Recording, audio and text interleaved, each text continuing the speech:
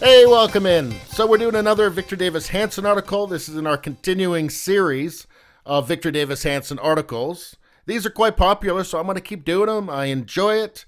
He does so many more articles. He writes so many more articles than he does cable news appearances. And plus, it has the advantage of he actually gets to flesh out his ideas in these articles and is not constrained, at least not to the same extent, by the law of concision on cable news. So if you like this, check out the Victor Davis Hanson playlist on my channel. And I expect to keep adding, one or two of these a week, ongoing, because they're really quite popular. But anyway, let's get into this one. Socialism guarantees failure and suffering. So why do so many Americans support it? This is from FoxNews.com. And that is really a very interesting question, isn't it? It starts, multiple forms of socialism, from hard Stalinism to European redistribution, continue to fail. Russia and China are still struggling with the legacy of genocidal communism. Eastern Europe still suffers after decades of Soviet-imposed socialist chaos. Cuba, Nicaragua, North Korea, and Venezuela are unfree, poor, and failed states. Baathism, a synonym for pan-Arabic socialism, ruined the post-war Middle East. And just talking about Venezuela there, you do a quick Google search, Venezuela's people are now eating the zoo animals. Eating the zoo creatures in Venezuela. Venezuela crisis, zoo animals stolen and eaten amid food shortages. And these are, Forbes, Chicago Tribune, The Independent. So, these aren't just somebody's blog. Pets on the menu as Venezuelans starve. That's from the Daily Beast. Even they can't deny it. Here's Venezuela's hungry hunt wildlife, zoo animals, as economic crisis grows. So I think that when you're eating the zoo animals, you're eating pets, your system has failed, right? I don't know how you spin that. You notice that Bernie doesn't talk about Venezuela anymore. Corbyn in England stopped talking about Venezuela. Hey, if you could subscribe, like, and share, that really helps me out. Thanks a lot. I guess because they just have it stuck in their head that, this time, my way, I'm going to get it right. The odds are pretty low. And also talking about this European redistribution, well, in Sweden, for instance, they have very generous social programs, relies on very low unemployment.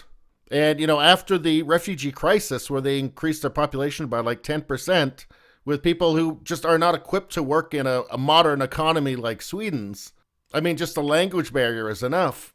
They're starting to struggle now. Anyway, let's continue. The soft socialist European Union countries are stagnant and mostly dependent on the U.S. military for their protection.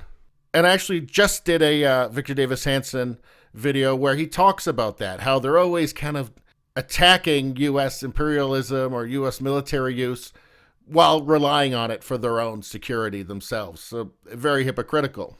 Anyway, it continues. In contrast, current American deregulation, tax cuts, and incentives, and record energy production have given the United States the strongest economy in the world. Well, that's pretty good. That's a good accomplishment, right? Must be doing something right. Which brings us to the question that Victor Davis Hanson asks here, which is, so why then are two of the top three Democratic presidential contenders, Senator Bernie Sanders and Elizabeth Warren, either overtly or implicitly running on socialist agendas? Now, this was written on November 7th of 2019. Now, things have changed a little bit since then, and Warren is starting to really flounder.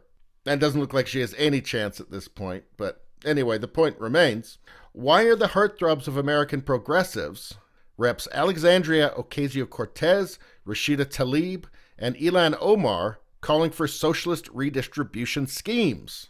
Why do polls show that a majority of American millennials have a favorable view of socialism? Why indeed? There are lots of catalysts for the new socialism. First, massive immigration is changing the demography of the United States. And many of these immigrants flee from poor areas of Latin America, Mexico, Africa, and Asia that were wrecked by statism and socialism. Often they arrive in the U.S. unaware of economic and political alternatives to state socialism. And then there's also often language barriers which prevent people from becoming aware of different ideas. because it becomes hard to assimilate into a culture where you don't speak the main language, which is just one of the many problems of mass immigration. Anyway, it continues. When they reach the U.S., often without marketable skills and unable to speak English, many assume that America will simply offer a far better version of the statism from which they fled. Consequently, many take for granted that government will provide them with an array of social services, and they become supportive of progressive socialism. Another culprit for the new socialist craze is the strange leftward drift of the very wealthy in Silicon Valley, in corporate America, and on Wall Street. Now, I think the Silicon Valley hypocrites really do believe it. And, if they didn't, it wouldn't matter, because within that culture, they have to pretend. It's like Hollywood, right? They have to pretend they believe it even if they don't. But it seems like they genuinely do for some reason. And corporate America, Wall Street, that's just about face. That's just about fitting in. That's being disconnected from reality on the ground and thinking that this stuff, although wokeism and all that, is far more popular than it actually is. It's actually a very small group of people that respond positively to all of that stuff. That like we're only hiring women for management positions from now on or something like that. Like that's not popular in the culture. There's a disconnect. And, corporate America, Wall Street, they only really care about money. They're doing it because they think they can make more money. And they're mistaken in that. That's false. As with, but with Silicon Valley, I think, at least some of them actually believe in it. And keep in mind, these are the people at the very top. They're living in like walled compounds. They really are. They might as well be the French aristocracy before the French Revolution. They are completely disconnected. And they run a very serious, very serious risk with all this stuff because, if things get really bad, and they offer everybody cake, that's going to be a problem for them. In other words, if they don't understand what really motivates people, that's a dangerous place to be in. Anyway, it continues. Some of the new progressive rich feel guilty about their unprecedented wealth, so they champion redistribution as a sort of medieval penance that alleviates guilt, which I think it's fair to assume. It's a little bit of mind reading there, sure, but it seems reasonable to assume that that's at least a part of it. Anyway, it continues, yet the influential and moneyed classes usually are so well off that higher taxes hardly affect them. Instead, redistributionist taxation hurts the struggling middle classes. Very true. Now wait until, tax rates reach, 98% if Bernie ever got in power. Or they get a real left-wing fanatic who decides, I think we'll just nationalize Facebook. Different story then. Universities bear much of the blame. Their manipulation of the federal government to guarantee student loans empowered them to jack up college costs without any accountability. Liberal college administrators and faculty did not care much when graduates left campus poorly educated and unable to market their expensive degrees. Just feel the irony there. They leave the campus poorly educated and without marketable skills. And it seems like, post-secondary education has adopted a kind of the customer is always right mentality, which in this case, they're not. So you end up with a bunch of kids who spend money they're going to be paying back for decades, who don't know how to think and have skills that nobody needs. Yeah, that's a bad idea. Anyway, it says more than 45 million borrowers now struggle with nearly 1.6 trillion in collective student debt with climbing interest. That indebtedness has delayed or ended the traditional forces that encourage conservatism and traditionalism, such as getting married, having children, and buying a home.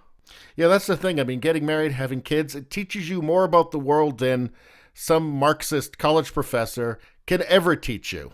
And of just infinite more value and worth.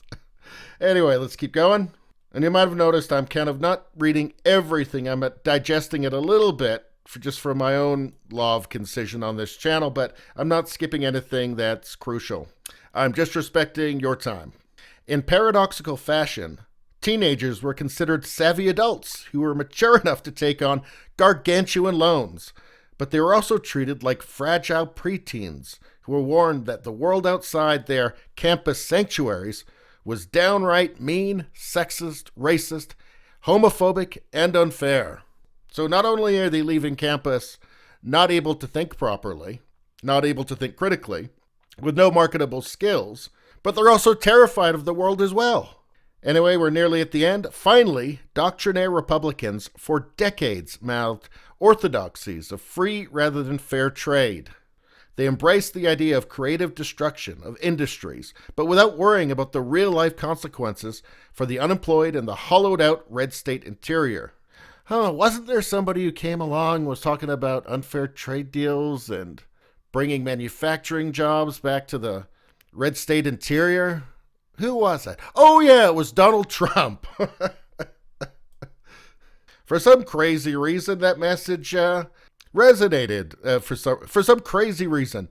Anyway, add up a lost generation of woke and broke college students, waves of impoverished immigrants without much knowledge of American economic traditions, wealthy advocates of boutique socialism that will never actually affect them, or so they think, and asleep at the wheel Republicans, and it becomes clear why historically destructive socialism is suddenly seen as cool. Regrettably, sometimes the naive and disaffected must relearn that their pie-in-the-sky socialist medicine is far worse than the perceived malady of inequality. And here we finish it off, and unfortunately, when socialists gain power, they don't just destroy themselves. They usually take everyone else down with them as well. And the pattern seems to be, with socialism, that everybody's equally poor. That's the equality that you get. And there's just unfortunately seems to be a weird bug or quirk in human thinking where your own conditions can be rising, but if you see somebody else's wealth or conditions or quality of life rising more than yours, that offends people's sense of justice, even though their own lives may be getting better. And that's the inequality in capitalism, as opposed to the equally terrible and dire situation for everybody in socialism. And let's just be honest here, socialism is just a stop on the way to communism. I mean, have you heard what Bernie's staffers have been saying? I mean, they're pretty clear. They're not confused about it. So anyway, I don't know that there's a better way to cap this off than to just show you this one more time. From Forbes, Venezuela's starving people are now eating the zoo animals. Chicago Tribune, eating the zoo creatures in Venezuela. The Independent, Venezuela crisis, zoo animals stolen and eaten amid food shortages. Daily Beast, pets on the menu as Venezuelans starve. It really doesn't require any more than that, does it? I think that's a perfect way to cap this off. Anyway, thanks a lot for stopping in. Please subscribe, because the algorithm doesn't want to show you this kind of independent content. It wants to show you corporate stuff. And this, I think we can all agree, is a lot more fun. So please subscribe, or else, they're not going to recommend any more of my stuff to you, any more of these great Victor Davis Hanson videos. If you don't have time to watch all the videos, you can listen to the podcast. It's on every platform. Radio Baloney. You can find it on Google Podcasts and Apple Podcasts and iTunes and Spotify, CastBox and Podcast Addict and all over the place. Radio Baloney. Check it out. Thank you very much.